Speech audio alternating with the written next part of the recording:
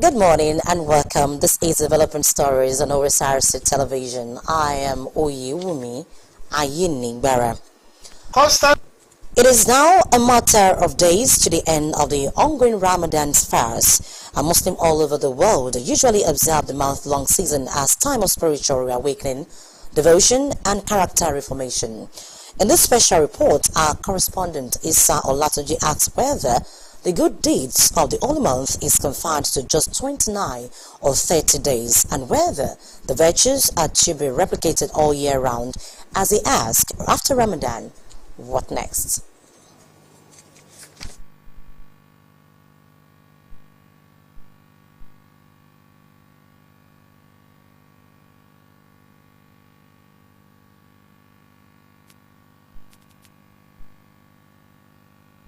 Constant recitation of the Holy Quran, keeping vigil in supplicatory prayers, staying away from vain talks and sinful actions usually corroborate the abstinence from food, drinks, and other nourishment from dusk to dawn throughout the length of Ramadan.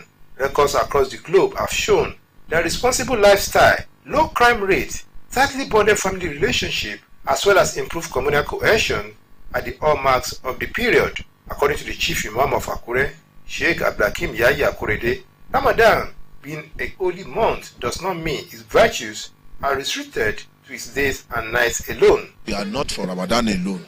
We are for every time.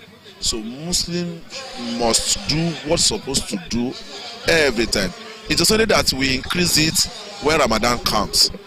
And when Ramadan leaves, we must continue to be a good citizen, to be a good ambassador. Corroborating his position, the Mufassir of Akure, Sheikh Moshood Raji Keuyemi, charged Muslims on constant self-criticism and personal evaluation from time to time so as to retrace their steps quickly whenever they are tempted by the whims and caprices of the devil.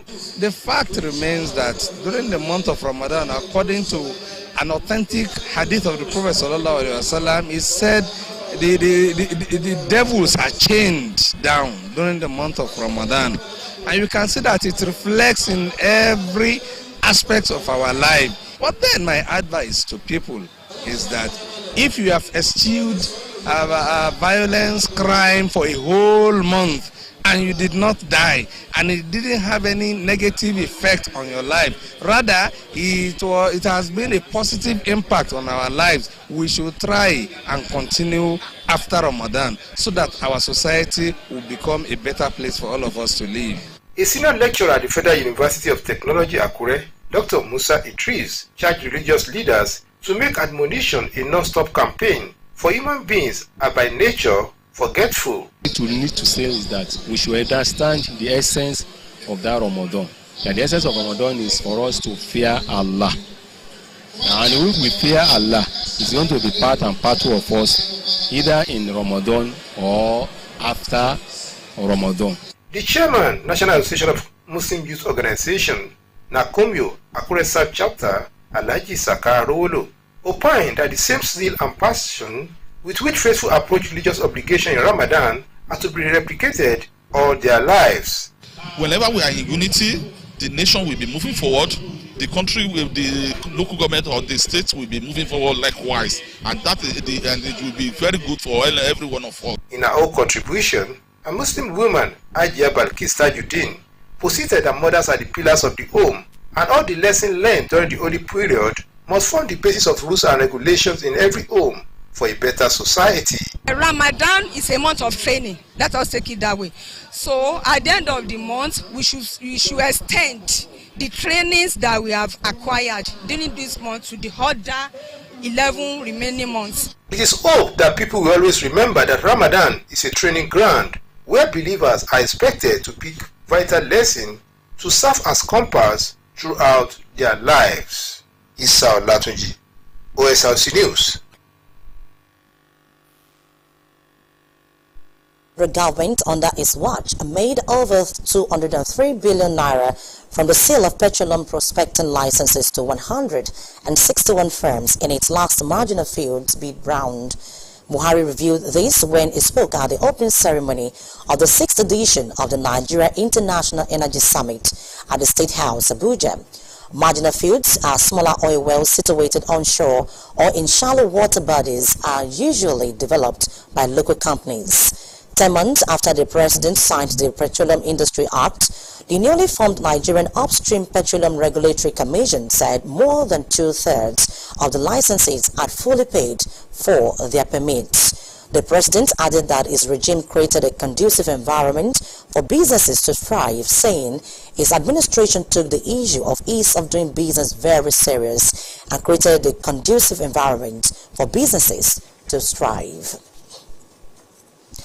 On election, the governorship candidates of the All Progressives Congress APC in the 2023 governorship election in Adamawa State, Aishatu Dahiru Binani, has asked the Federal High Court in Abuja to stop the Independent National Electoral Commission (INEC) from voiding an illegal declaration that named her as the governor-elect of the state.